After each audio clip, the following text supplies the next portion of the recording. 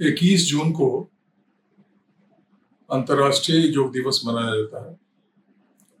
ये एक बहुत महत्वपूर्ण दिन है और इसको पूरे विश्व में मनाया जाता है।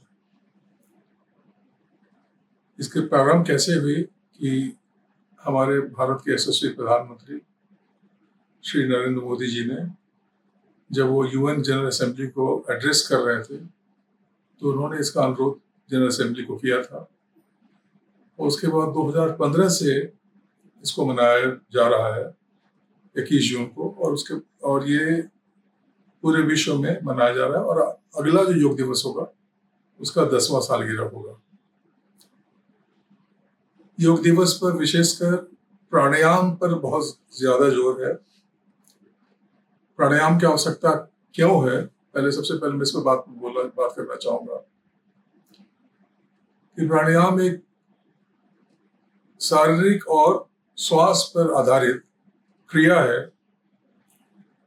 दोनों में मिक्स क्रिया है, जिसमें बॉडी को, शरीर को फ्लेक्सिबल बनाया जाता है और साथ में शरीर को, अगर हम श्वास को भी यूज करें तो शरीर को डीकार्बोनाइज किया जाता है। तो डीकार्बोनाइजेशन के तरफ से और दूसरे मेथड से इसको चलाया जाता है और इसमें अलग अलग तरह के व्यायाम के तरीके के कार्य किए जाते हैं। लेकिन ये व्यायाम से अलग इसलिए है क्योंकि योगा एक ग्रेजुअल प्रोसेस है, एक स्लो प्रोसेस है, इसमें जोर नहीं है। जैसे कई और व्यायाम में होता है कि एकदम से आप एकाएक करते हैं। जैसे मान लीजिए आपने अपना हाथ रखा हुआ है, आपने ऐसे अपने हाथ को ऐसे कर दिया, जोर से आपने कर दिया, तो ये आपका योगा का पार्ट नहीं होगा। लेकिन अगर हाथ को ही लेकर के हम इसको अगर धीरे धीरे ऐसे करें तो ये योगा का तरीका माना जा सकता है। और इसको धीरे धीरे लेके अगर हम श्वास के साथ लिंक करके करें तो इसको योगा का प्रोसेस माना जा सकता है और अलग अलग तरीके से इसको किया जा सकता है। तो ये शारीरिक, मानसिक और स्पिरिचुअल तीनों तरीके से ये आपको लाभदायी है और पूरे विश्व में इसका बहुत जोर चल रहा है। एक भारत की ही लेडी जो कि सऊदी अरेबिया में रहती हैं, भारत से योग सीख करके, मैं आपका नाम मुझे अभी याद नहीं आ रहा है, वो सऊदी अरेबिया में जाकर उन्होंने योग का प्रचार कराया और जो कि वहाँ भी वो काफी पॉपुलर हो सकता है। वो एक मुस्लिम लेडी है। तो इस तरीके से योग की विधि से शारीरिक, मानसिक, आत्मिक विकास होगा और होता है। तो योग कैसे, भारत में योग कैसे आया, ये हमारे ऋषि मुनियों का दिया हुआ है। शिव को कहते हैं कि प्रथम गुरु थे, प्रथम योगी थे, ऐसा भी बोलते हैं। लेकिन गीता हमें बताता है, मतलब भगवत गीता हमें योग के बारे में बताता है, अलग अलग योग के बारे में बताता है। ज्ञान योग के बारे में बताता है, कर्म योग के बारे में बताता है, ध्यान योग के बारे में बताता है। तो अगर हम थोड़ा अलग तरीके से इसको सब सोचने की कोशिश करें कि योग का मतलब क्या है, तो योग का मतलब है योग का मतलब जोड़ना, एडिशन। किससे किसका योग? तो स्वतः एक सवाल उठता है कि किससे किसका योग? तो ये कहते हैं कि सोल का योग विद सुप्रीम सोल, वही योग है और इसको गीता में बताया गया। तो अलग अलग विधि से बताया गया कि आप अपने योगी विकास कर सकते हैं, बट इसमें जो सबसे तीव्रतम मार्ग है योग का, वो है आपका ध्यान योग, जिसको मेडिटेशन कहते हैं या उसको योगिक मेडिटेशन कहते हैं। तो इस योगिक मेडिटेशन को सबसे पहले विश्व में वैसे कहते हैं कि भगवान कृष्ण ने इसको विवासवान को दिया, विवासवान ने मनु को दिया। Chapter 4 of Gita, first verse इस बात के बारे में मेंशन करता है, इस बात के बारे में बताता है कि श्री कृष्ण ने उसको विवासवान को दिया, विवासवान ने उसको मनु को दिया और मनु ने उसको इक्ष्वाकु को दिया। ध्यान योग की मैं बात कर रहा हूँ।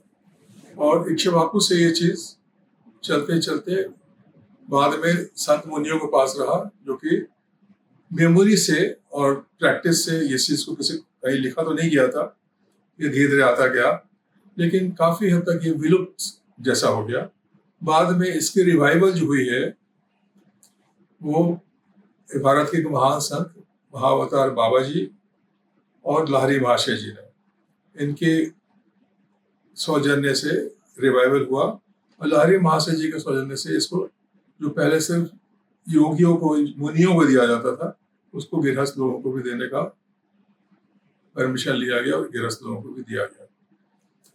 तो अगर थोड़ा सा हम और योग के बारे में बात करें, समझने की कोशिश करें, तो मॉडर्न पीरियड में आप कह सकते हैं, मॉडर्न पीरियड से पहले, मॉडर्न पीरियड नहीं, एंशिएंट पीरियड में ही इस योग को जो कोडिफाई किया गया है, इसको बारे में कोडिफिकेशन किया गया है, वो पातंजलि, संत पातंजलि ने इसको कोडिफाई किया।